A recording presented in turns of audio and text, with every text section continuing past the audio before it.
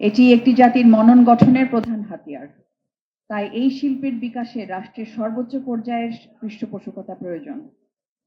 আমরা গভীর শ্রদ্ধার সাথে স্মরণ করি, অতীতে যখনই বিএনপি রাষ্ট্র পরিচালনার দায়িত্বে ছিলেন, তখনই শিক্ষা ও সংস্কৃতির বিকাশে যুগান্তকারী পদক্ষেপ গৃহীত হয়েছে। শহীদ প্রেসিডেন্ট জিয়াউর রহমানের সময়কালে বাংলাদেশ শিশু একাডেমি প্রতিষ্ঠা সহ সাহিত্য ও সংস্কৃতির যে প্রাতিষ্ঠানিক ভিত্তি রচিত হয়েছিল, তা আজও আমাদের প্রেরণা। আমরা ভুলিনি সাবেক প্রধানমন্ত্রী দেশনেত্রী খালেদা জিয়ার সেই দূরদর্শী উদ্যোগের কথা, যিনি সারা দেশের মেধাবী শিক্ষার্থীদের হাতে মেধার স্বীকৃতি স্বরূপ বই উপহার দেওয়ার প্রচলন করেছিলেন।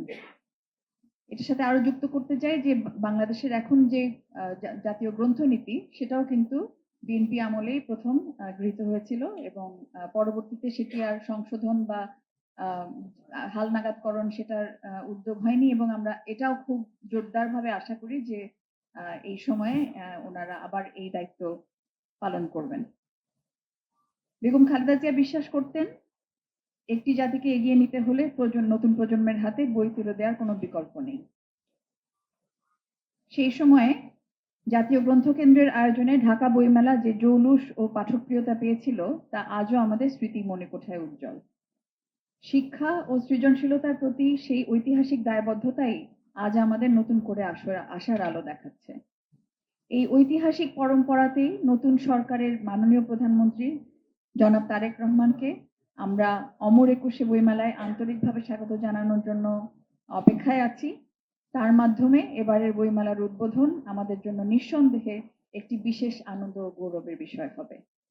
সরকার প্রধানের কাছে আমাদের বিনীত আবেদন, রাষ্ট্রীয় সকল আচার অনুষ্ঠান ও প্রতিযোগিতায়, বিশেষ করে স্কুল কলেজ পর্যায়ে পুরস্কার হিসেবে বই প্রদানের বিষয়ে একটি সুস্পষ্ট নির্দেশনা তিনি দেবেন। একটি জাতির মনন গঠন, সৃজনশীলতা বিকাশ এবং মানবিক বোধ জাগ্রত করার ক্ষেত্রে সৃজনশীল বইয়ের ভূমিকা অপরিসীম। দুঃখজনকভাবে এই গুরুত্বপূর্ণ খাত দীর্ঘদিন ধরে অবহেলার শিকার। আমরা আশাবাদী তিনি এই খাতের প্রতি বিশেষ গুরুত্ব আরোপ করবেন।